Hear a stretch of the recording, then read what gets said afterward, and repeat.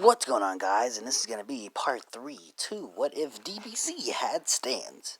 And now, I was talking on Discord, and they gave me a bunch of ideas and stuff, and so that gave me the spirit to just upload another part to this, as well as I hit the like goal without using my ults, and I want to do that here too. 7 likes. I want to do that here too. Without using my ults, I want to hit 7 likes. And, yeah, that's about it. Make sure to like, comment, subscribe, and share so I can get more subs, so I can make better content. Now let's jump right into this. And so we start off our story, or the rest of the story. We ended off last time with Vegeta booking out of here, and so that's what they're all gonna do to Planet Namek. That's what Piccolo, Gohan, Goku, and Krillin are gonna do to find the Dragon Balls on Planet Namek to save their friend, because Chaozu already died. They don't really care about Yamcha, so they're just gonna wish him back with Chaozu. And Tien also dies because I got some good ideas for Tien from my friends on Discord, but just not really good enough for me to say that he gets a stand. So yeah, Tien dies,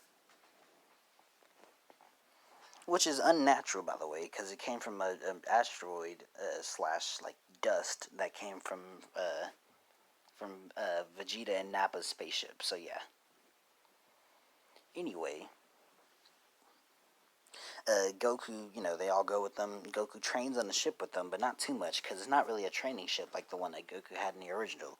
So they can't really do too much training, but they do enough training to where Krillin can bring out his stand.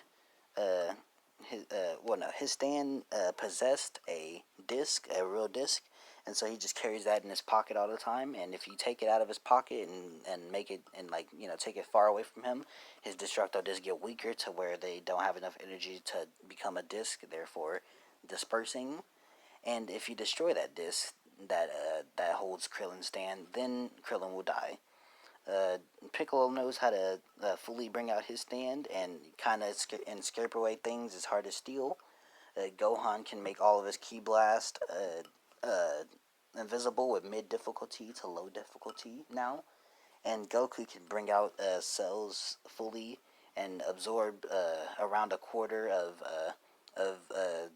Goku's own energy, and compared to other people. So that could be half of what Gohan's. It could be 1/8 of Frieza's. So yeah, but in proportion to Goku himself, it's a quarter. And he can use more techniques with Cell, like Solar Flare. And so when they arrive on Namek, they're all pretty tired from training, so they rest a little bit, and then they split into groups of 2, with Krillin and Goku and into one group, and then Piccolo and Gohan into another group. Which is then where they go off and find the Dragon Balls like normal. I haven't seen DBZ in a while, so I forgot who got to Grand Elder Guru's place first, but I believe it was Krillin first, so that's what's going to happen here. Krillin and Goku get there, they have their potential unlocked, then they go back, and then Gohan and Piccolo get there. They do the same thing. Krillin already took the ball, so Gohan really couldn't get anything, but his potential unlocked, as well as the same for Piccolo. And so then that's where they encounter Vegeta, which then leads to Vegeta having a conversation with Piccolo instead of fighting and taking Gohan's Dragon Ball. They just have a little talk, man to man, for Piccolo and Vegeta, which leads into them all forming a pack, because they all have the same common goal, which is to beat Frieza and make sure he doesn't get the Dragon Ball. So they all go back to Krillin and Goku, which is where they all start to travel together as a group, and that's when Dodoria comes out. That's when Dodoria lets out his stand, Zarbon, Act 1. Which he still thinks Vegeta is at the same power level as he did before he went on his trip, and he believes that all these others are the weaklings around the same power as Vegeta. So Zarbon Act 1 will do the trick, but he was heavily mistaken, as Vegeta lets out his Majin Buu, and he sneak attack, Majin Buu sneak attacks and starts absorbing Zarbon, and now Zarbon usually is too strong for Majin Buu to absorb completely, so Zarbon just powers up and usually just escapes it, but not this time, because Majin Buu's stronger now. and it starts absorbing Zarbon and catches Zarbon off guard. So then Dodoria says, "No, not happening. Act 2." And that's where he breaks out. But Vegeta reveals that he was only suppressing himself to see how much he can handle, and so that's when Majin Buu and Zarbon Act 2 starts having their little battle as they're both relative to each other. And then while Dodoria is focusing all of his mental energy on this one fight, that's when Krillin decides to shoot a Destructo Disc, utterly killing Dodoria, and that's when Zarbon dies, and that's when Majin Buu absorbs Zarbon, getting some of his power.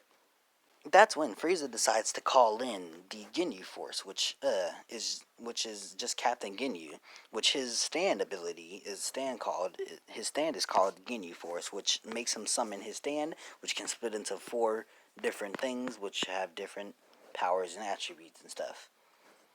And so that's when Ginyu with his 4 stands, kinda, it's still one stand, but split into 4 pieces, all arrive against Goku, Vegeta, Piccolo, Krillin, and Gohan, which are also 5, so it's a 5-on-5 battle.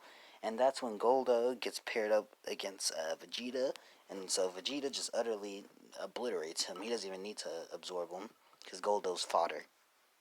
Gohan gets put against Raccoon, who easily dodges all of Gohan's invisible strikes. Even when they are invisible, he can still just sense them and is way faster than Gohan and just beats up on Gohan. Krillin gets paired up against the other midget, aka Jace, who puts up a good fight against Krillin, but Krillin with his Destructo Disc catches Jace off guard and kills Jace. Goku gets paired up against the fastest in the universe, Birder, as Goku just shows Birder that he's still not faster than him, and they're both relative speed, with Birder being slightly faster, but uh, that's when Goku decides to do the sand barrage with cells, and that's when he starts to get faster and faster until he gets faster than Birder, and then absorbs some of Birder's energy. Uh, and then that's when he starts to overpower Birder too. So not only outspeed, but overpower him until he utterly just knocks out Birder after destroying Birder's arms from how many punches and kicks he was doing. They were both doing. That only leaves Piccolo and Captain Ginyu to fight against each other, which Piccolo decides to try out something new and tries to scrape away space with the hand, which actually works and brings Captain Ginyu closer to him. But that only leaves freaking Piccolo off to beat up Captain Ginyu, which is what Captain Ginyu actually wanted. And so he doesn't kill it because he's had some of that Goku influence. So he is less likely to kill than in the past, as well as Goku telling him not to kill him anyway. And that's when Captain Ginyu switches bodies with Piccolo. Now, with nobody expecting this, they all see it happen, and that's when they're all like, the Piccolo snap out of it, and Piccolo's inside of Captain Ginyu's body, being like, "What? How did this happen?" And so that's when he just blows away. That's when Captain Ginyu blows away Piccolo with his pure power, and he's like, "Ah, yes, I'm stronger." And so he tries to fight against everybody else, against everybody who's still up, which is a weakened Krillin, Vegeta, who's perfectly fine, and Goku, who's slightly weaker than normal. Nah, Sans gets stronger. He's slightly stronger than normal.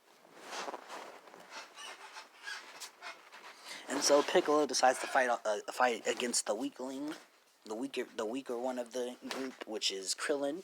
And so he has his little scuffle with Krillin. Krillin can cut through anything while he can scrape through anything. So a pretty interesting battle. But that leads into him getting his hand chopped off. But since he's in Piccolo's body, he can just regen, and the regen is really what saves him from Destructo Disc and what leads him to beating Krillin. And that's what leads to Goku getting enraged and stepping inside the fight, and does what Cell did to